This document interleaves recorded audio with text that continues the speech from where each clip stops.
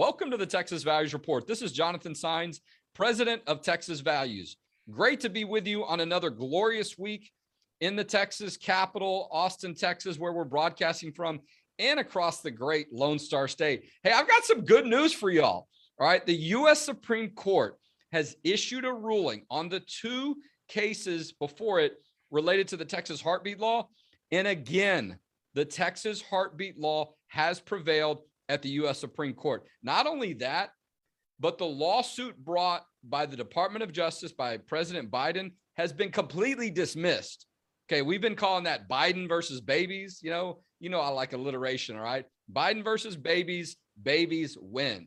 Okay, now there was another court decision that also worked out fairly well and resulted in the heartbeat law continuing to be intact, as our lieutenant governor said, remain in effect. Whatever words you want to use, still allows it to be fully enforceable. We'll unpack a little bit about that in just a minute, but I just wanted you to know that breaking news from earlier today. Texas heartbeat law prevails at the U.S. Supreme Court, remains fully enforceable. Department of Justice Biden administration's lawsuit completely dismissed. The one by the abortionists allowed to move forward, but in a very weak and limited way, and did nothing to disturb the law being in effect, which means we're continuing to save lives every day because the abortion providers are very unlikely to start performing abortions based on this ruling. They know that they put themselves in a lot of legal jeopardy, and we're up to, I think, 15,000 lives saved. But we got a great guest today, and she knows a lot about this topic. So excited, how timely to have her on today.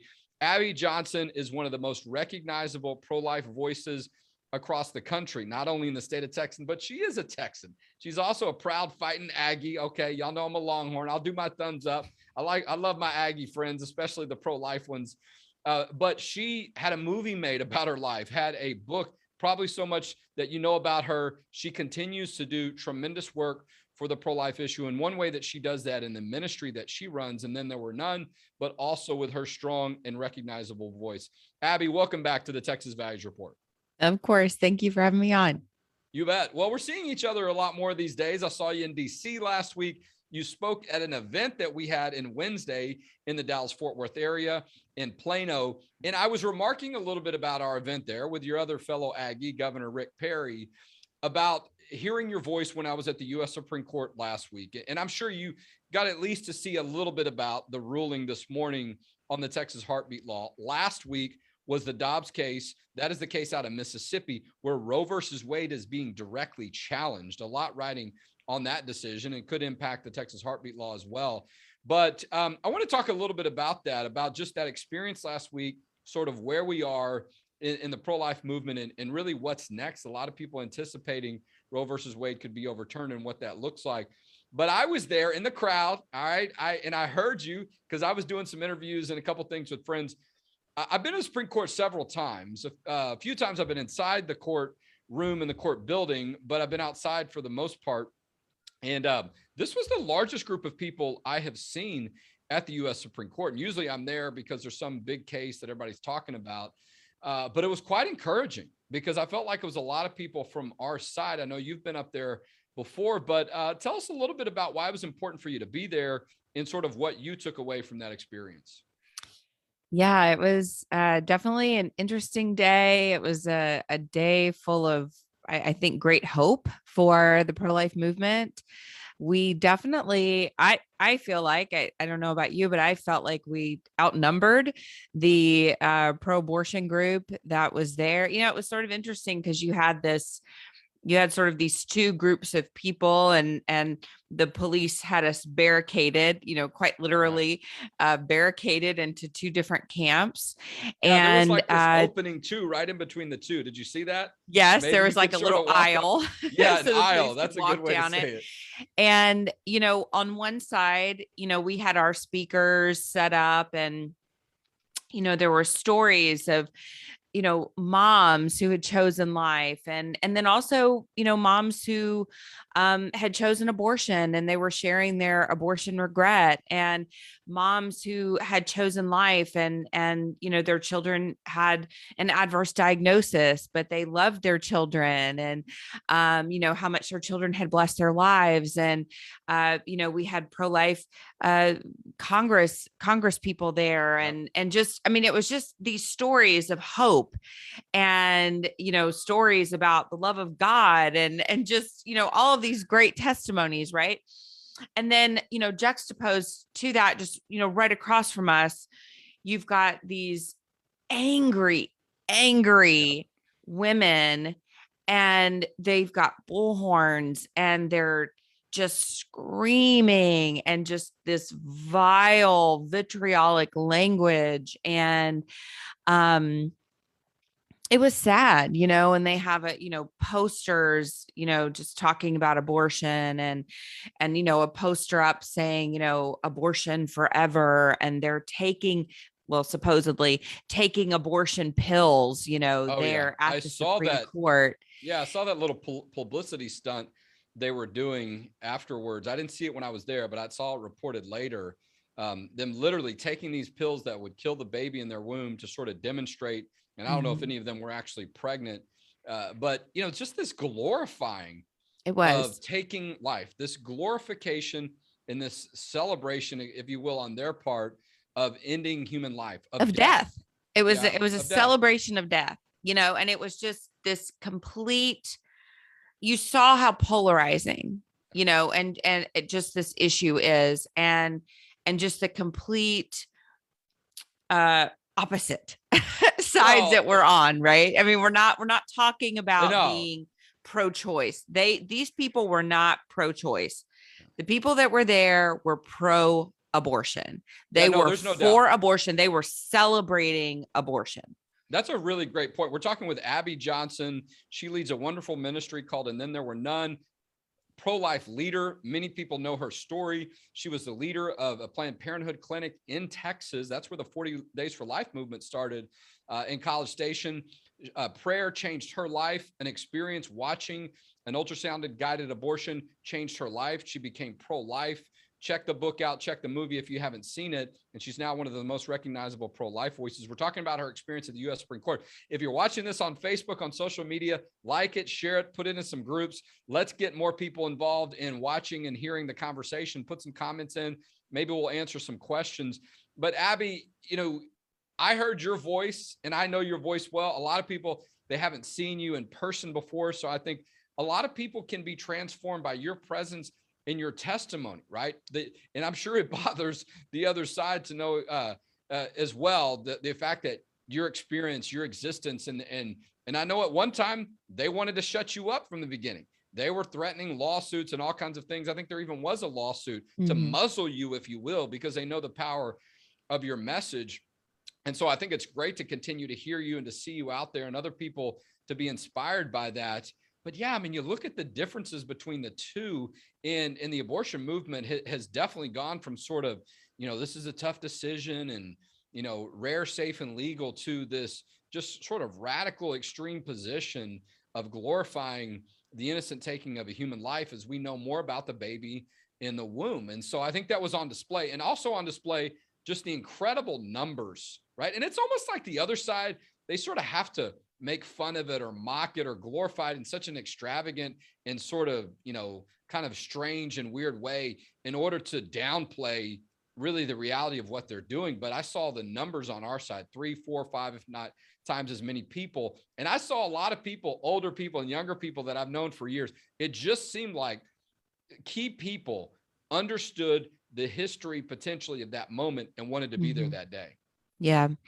I mean, it was historic. I mean, this is really what the pro-life movement has been waiting on for almost 50 years. And it was it was interesting though to listen to the arguments made by the justices, and sort of the questions that were posed by the justices. I felt like this was Justice Thomas's time to really shine. He made some great or posed some great questions to Biden solicitors. and did a really great job. And he was sort of Well, made for that moment, I no, think, and had he been was, waiting for that moment. and he has in preparing, and he knows it so well. I mean, he's been on the court for quite some time. He's heard a lot of these arguments and seen these things play out. As a matter of fact, there was an exchange where I believe he was responding to either a question that was asked by Kavanaugh or brought up, and then Sotomayor said something about it, but he sort of jumped into the conversation, and they were talking about why sometimes they overrule decisions and why sometimes they sort of, come up with a way to balance some of these interests. And and the question was sort of lingering out there. Why is this any different? And he was like, well, the reasons it's different is because those cases didn't involve the taking of an innocent human life. Yeah, And I'm like, bingo. that's it. Absolutely. That's it. Yeah. That's why we're all there. That's right. Yeah, this is different. And then there were a couple of moments where Biden solicitors were really backed into a corner. They were talking about Plessy and well, it's okay to overturn precedent, right? Wasn't it okay to overturn precedent, there? And she's like, I don't know, and so Yeah, it it's was hard to be if you're trying to be consistent. right. And I was even surprised at, with the line of questioning with the Chief Justice Roberts. He's been rather disappointing over the past few years. Yeah. And even his line of questioning, I was very pleasantly surprised. Coney Barrett, we don't know how she's going to be. She brought up some great points concerning baby safe haven laws, adoption. I thought it was great how this solicitor, Biden solicitor is she's sitting there talking about how women need to have abortions, how women cannot fulfill their educational goals or career And goals. there's She's saying Amy Coney Barrett. to Amy Coney Barrett. I know. I was like, Amy, come on, Justice Barrett, Justice just say of the it. Supreme Court, who's a mom of 7. How could right? someone like me be here? I mean, and I imagine that thought crossed her mind, and that might have sort of blurred the lines of her role. But I'm like, what better chance to say it? Oh my gosh. That was so interesting. I want to pull up a quote here. I'm trying to find this on my phone because, and I'm going to sort of inject the Texas heartbeat law ruling from earlier this morning. If you haven't heard the news yet, the U.S. Supreme Court has issued its ruling on the 2 cases before them related to the Texas heartbeat law.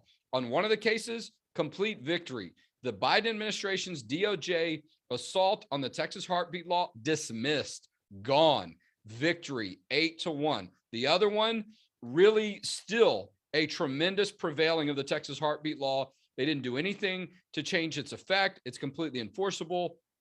All that the abortion side gets to do is go back into court at the lower level and find some maybe narrow window and a couple of people that they can try to pick at. And in that ruling, they also made it clear that state court judges and clerks can in no way be prohibited from hearing from folks on our side, if you will, that want to enforce the law if abortion is performed after a heartbeat is detected. But I want to mention something that Ed Whalen said about the case today, because he references, it reminds me of what we heard in some of the oral arguments.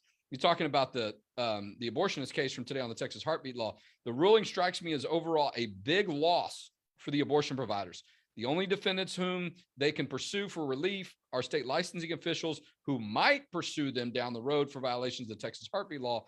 The ruling does nothing to remove the threat of lawsuits for the violation of the act. Ed Whalen goes on to talk in his piece about be careful about what conclusions you come to based on oral arguments. Because if you heard the oral arguments in the Texas heartbeat law, you might have been like, I mean, there were some good points that you and I brought up, but there's some other times where it was like, boy, gosh, and I'm in relation to Dobbs, but there was some time in the heartbeat oral argument where I know some of us were like, boy, I'm not sure, how this is going to turn out. Really could be challenging to know. So the same with the Dobbs case, right? So maybe some justices were more quiet. Maybe some weren't. We got to be careful how we analyze it. And it may be some things that we didn't hear. And there's some stuff in the heartbeat law decision, some concurring opinions. I want to see what they're saying, but it can be really hard to know what they're really thinking.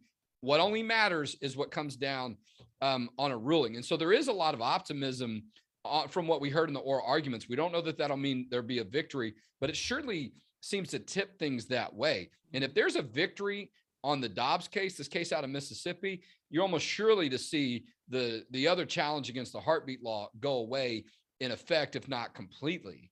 But I think the boldness too, to your point of Thomas and others, now being able to have an opportunity to talk a lot about this issue, to challenge the other side and to force them. Another exchange I thought was interesting, Abby, was when I believe it was Sotomayor suggesting, not even really suggesting, stating that nothing has changed since 1973. There's been no medical advances, nothing. Everything's exactly the same. And many of us are over there going, could be further from the truth, right? Babies survive at an earlier stage. We know more about when a baby can feel pain. She wanted to completely dismiss that. You saw this firsthand in some of the work you did before you became pro-life. Yeah, she did. She did completely dismiss that. She actually compared a dead person. She compared a person who is brain dead to a child in the womb. Made that comparison. She did completely dismiss all of the medical advancement that's been made in the past 50 years in the fields of fetal maternal medicine. And she knows that's a lie.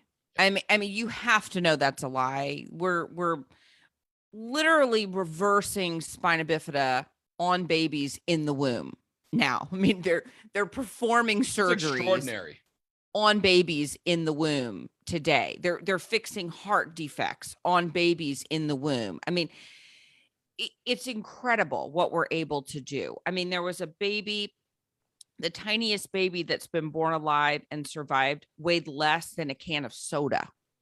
I mean, it's amazing. That did not happen 48 years ago. Well, I loved when you said that the other day at our event. But she literally sits up there on the bench and says, no medical advancement in the past 50 years. So it's, you would hope that in the Supreme Court, you would not have these sorts of activist judges that are, shilling for Planned Parenthood and organizations like them. But you do. I mean, you would hope that you would just have judges that are trying to, strictly interpret the Constitution of the United States. And what I love that Thomas said at one point in time is he said, you talked to me about the Second Amendment, and I know what the Second Amendment is about. You talked to me about the Fourth Amendment. I know what the Fourth. He's like, you talked to me about abortion. I can't find that in the Constitution. Like, I don't know where that is. And that's what I was really looking forward to with the Dobbs case, was hearing these solicitors, these opposing solicitors, argue for a constitutional right to abortion. And I have to say, they did not do a good job.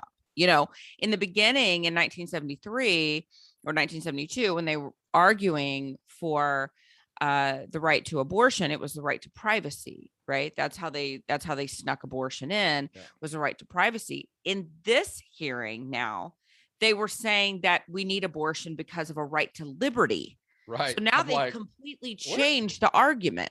Yeah. Always moving the goalposts. They've completely blown it out. I mean, it doesn't even make sense. Right to autonomy or right to liberty, and it's like, well, that's not why they originally argued for a right to abortion. Yeah. How convenient to do that after the fact. We're talking with Abby Johnson. She leads a wonderful pro-life ministry called And Then There Were None, helping women leave the abortion movement, having a place to go, to land, to be supported when they leave the abortion industry. And she's doing great work for the pro-life movement. Let's talk for a few minutes after Roe. I mean, we're making that assumption. We're preparing.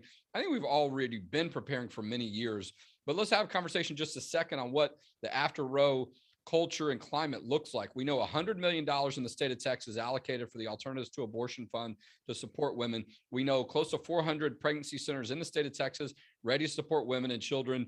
Our friends at Students for Life say that there are 3,000 of those entities across the country. I do think we're ready, or we're prepared, or there are pieces in place for that after Roe moment. What's your experience on this issue? Yeah, I mean, I would agree. I think that we are getting closer and closer to being ready for that moment. I mean, Texas has been a great sort of test subject, a test state for overturning Roe. We're, of course, one of the largest states, and we have unfortunately, one of the highest abortion rates. So, we've done a great job. Pregnancy resource centers across our state have stepped up. They have stepped in the gap. Texans have stepped up and stepped in the gap. We have, like you said, the TPCN funding, Texas Pregnancy Care Network funding. Our legislature has stepped up and said, look, we're going to fund women who are in crisis pregnancies. We're going to fund these resource centers that are providing alternatives to abortion. So, we're doing our job. We're doing it well. And we're really providing sort of a blueprint. This is what Texas does. We're providing a blueprint for other states. So, that when Roe is overturned, other states can look to Texas and say, how did you do it? Right? What is this TPCN funding you're talking about? What are you doing? How does it work? And how can we implement this in our state? Yeah, well, again, and it's happening right now. I mean, the Supreme Court term is going to be over by the end of June. They have to make a decision. I mean, that's typically how they do things. They will make a decision by the end of June next year. They certainly could make one before that, but history has not shown them to do that. The Texas heartbeat law was a little bit different because they fast-tracked what, in large part were procedural discussions, but they certainly were teed up in a way that the abortion groups wanted to have the Texas heartbeat law restricted, if not substantially completely. And they didn't get that. They were turned away completely on that effort. But we could see something in the next 6 to 8 months. I'm losing track of where we are, I guess June, December, 6 to 7 months. And so, but we've already been preparing for that. A lot of states are looking to Texas in some of the work we're doing, not only the Texas heartbeat law, but look, the Roe versus Wade case came from Texas. So no surprise that we'd have some connection to where that issue is now and where it might end up in preparing for what a post-Roe environment looks like. There's actually good friends of ours at Family Policy Alliance. They have a website and an effort put together called afterroe.com. We're supporting that effort as well. And we put some resources towards that and some information from Texas. You can check that out. Abby, talk to me a little bit about your ministry and then There Were None, and where y'all are seeing things as far as, women being in a position and not about the decision whether or not to protect the child in their womb, but for them individual to leave. Because I think there are less people that are seeing themselves as someone who wants to be involved in that industry, the less likely that's taking place as well. Well, we're over 600 abortion clinic workers who have left the industry and have come through our ministry. And it's not just success for us we don't consider it success if they just leave and we get them another job. It's success for us if they leave their job and we develop a relationship with them and we help them get into a saving relationship with Jesus Christ. That's what's success for us. So we've helped 600 workers do that. So we consider that a huge win, an eternal win. And so we've been able to do that. We've been able to shut down, because of these workers, 28 abortion facilities. Wow. which is huge. The abortion clinic worker is frightening to the abortion industry because we know their secrets. This is why Planned Parenthood took me to court when I left and tried to get a gag order against me, a permanent injunction of disclosure against me, because we know all the dirty laundry, right? We know the secrets. We know where the secrets are buried. So they want to keep us quiet. They need to keep us quiet. And that's why we have free legal help for all of these workers in all 50 states. We have attorneys that have come forward and have said, we'll represent them at no cost. We're currently right now, we have several lawsuits going right now against various facilities and abortion clinic doctors. So it's huge. And I can tell you right now, the abortion industry is in a complete frenzy. We have had in the past 2 weeks, we have had more abortion clinic workers reach out to us in the past 2 weeks than we had all year long. Wow. the abortion industry is in complete disarray. They are firing people. People are being let go. They're having layoffs. People are completely disgruntled. The morale is tanking. It's at an all-time low. These abortion clinic workers are calling us, reaching out to us saying, I can't do this anymore. I don't want to work here anymore. Things are just, it's crazy in the abortion I can imagine right now. it's unraveling quite a bit, and it's probably coming from different directions. I want to believe a lot of it has to do with the prayer over years and the work over decades of trying to create an environment where people understand the value of the human being, the value of that unborn, that preborn child. And as they appreciate that more, these things that they're doing are involved with taking that human life have become more difficult.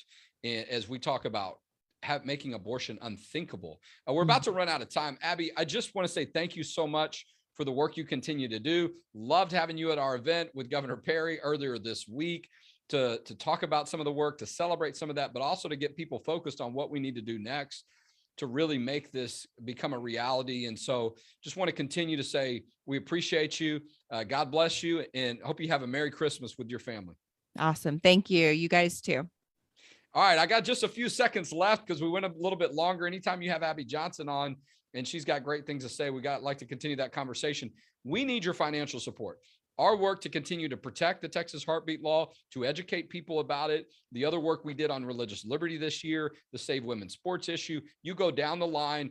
This is one of the best investments you can make. We are a nonprofit organization.